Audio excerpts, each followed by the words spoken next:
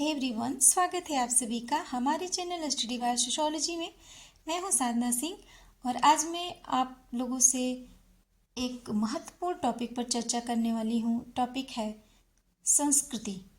संस्कृति कितने प्रकार की होती है? तो सामान्यतः संस्कृति दो प्रकार की होती है, भौतिक और अभौतिक संस्कृति। भौतिक संस्कृति को समाजशास्त्र में सभ्यता के रूप में परिभाषित किया गया है और अभौतिक संस्कृति को वास्तविक संस्कृति के रूप में समाजशास्त्रियों ने परिभाषित किया। आज की वीडियो में हम बताएंगे कि भौतिक संस्कृति किसे कहते हैं और अभौतिक संस्कृति किसे कहते हैं। अमेरिकन समाजशास्त्री आगबर्न ने संस्कृति को भौतिक और अभौतिक दो भागों में बांटा। उनके इस वर्गीकरण को सभी समाजशास्त्रियों ने स्वीकार भी किया। आगबर्न ने सन 1922 में अपनी पुस्तक सोशल चेंज में संस्कृति को मुख्यतः दो भागों में विभाजित किया, भौतिक संस्कृति और अभौतिक संस्कृति।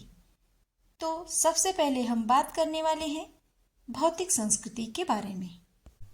भौतिक संस्कृति, जिसे मटेरियल कल्चर के नाम से भी जाना जाता है।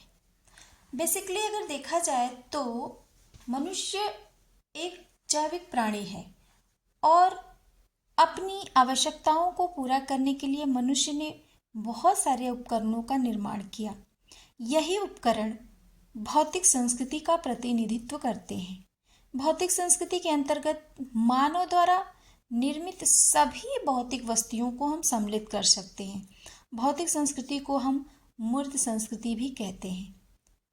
अगर हम देखें तो प्राचीन काल से ही मानव ने प्राकृतिक वस्तुओं और शक्तियों को परिवर्तित करने के लिए, नियंत्रित करने के लिए और अपनी आवश्यकताओं को पूरा करने के लिए हजारों लाखों वस्तुओं को बनाया है, जिसका एक भौतिक आधार होता है, जिसे हम देख सकते हैं, जिसे हम छू सकते हैं और इंद्रियों द्वारा जिसका आभास कर सकते हैं। ये सभी भौतिक संस्कृति के अंग होते हैं। भौतिक संस्कृति में हम जैसे उदाहरण स्वरूप अगर हम देखें तो मकान, वाहन, मंदिर, प्रयोग किए जाने वाले सभी उपकरण, वस्त्र, भोजन, इमारतें, हमारी कला, वाद्य यंत्र, मूर्तियाँ, ट्रेन, जहाज, ये सब भौतिक संस्कृति का उदाहरण है। तो फिर से एक बार हम आपको बता दें कि भौतिक संस्कृति उन चीज़ों से संबंधित होती हैं जिन्हें हम देख सकते हैं, छू सकते हैं। ये किसी समाज की तकनीकी और उन्नति और भौतिक उपलब्धियों को दर्शाती हैं। आगे हम बात करेंगे अभौतिक संस्कृति के बारे में। अभौतिक संस्कृति, जिसे हम नॉन मटेरियल कल्चर के रूप में भी जान सकते हैं। तो अभौतिक संस्कृति वह होती है जिसे हम अनुभव कर सकते हैं, लेकिन जिसके भौतिक रूप को देखा या छुआ नहीं जा सकता। इससे समाज के विश्वास, परंपराएं, भाषा, नैतिकता और मूल्यों का समावेश होता है।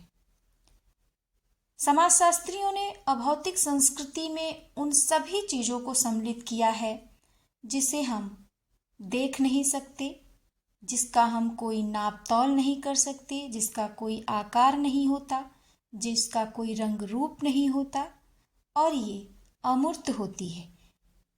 भौतिक संस्कृति को केवल महसूस किया जा सकता है। भौतिक संस्कृति का हम पालन करते हैं। ये हमारे विचारों एवं कार्यों में समाहित है, निहित है। ठीक है। तो अभौतिक संस्कृति में हम सामाजिक विरासत में प्राप्त विचार, विश्वास, कला, भाषा, नैतिकता आदि को सम्मिलित कर सकते हैं, जो पीढ़ी दर पीढ़ी हस्तांतरित होते रहते हैं। उदाहरण के रूप में धर्म, भाषा, रीति रिवाज, नैतिक मूल्य, परंपराएं, संगीत, नृत्य, कानून आदि को हम अभौतिक संस्कृति के रूप में देख सकते हैं। अभौतिक संस्कृति अमूर्त होती है। अभौतिक संस्कृति भौतिक संस्कृति की अपेक्षा धीमी गति से परिवर्तित होती है। अभौतिक संस्कृति का संबंध मानव की आंतरिक जीवन से है। अभौतिक संस्कृति में वृद्धि धीमी गति से होती है। अभौतिक संस्कृति भौतिक संस्कृति की अपेक्षा शीघ्र परिवर्तित नहीं होती है। ठीक है, तो इस तरीके से हमने इस वीडियो में आपको ये बताया कि संस्कृति कितने प्रकार की होती है। उम्मीद है आपको टॉपिक समझ में आया होगा। Thank you.